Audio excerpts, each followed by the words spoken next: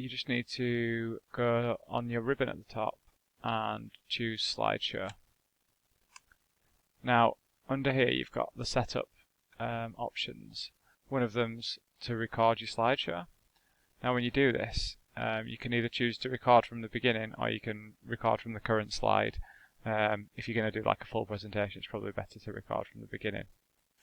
When you click this, it'll give you the option to include narrations. If this box is greyed out, that probably means you don't have a microphone attached, so make sure that you plug one in and make sure that box is ticked. And then once you're ready, you can click Start Recording. Now everything I say from here on out will be recorded and attached to this slide. When I move through my slides, try not to talk over the transitions between slides because they won't be recorded.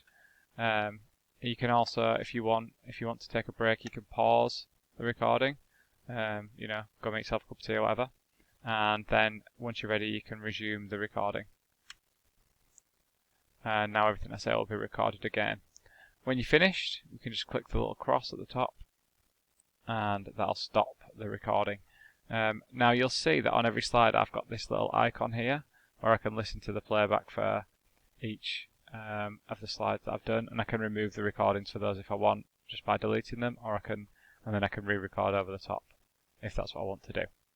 And once you're happy with it and you've finished, you've got all your recordings on there as you wanted, we can just go File, Save As, and choose where you want to save it. Before we save it, just make sure that you choose, rather than just choosing PowerPoint presentation, you either want to choose PowerPoint Show, which is like a non-editable version of the PowerPoint you've just recorded, or you can choose MP4, which records it, saves it as a video, and then you can embed the video directly onto your Canvas page.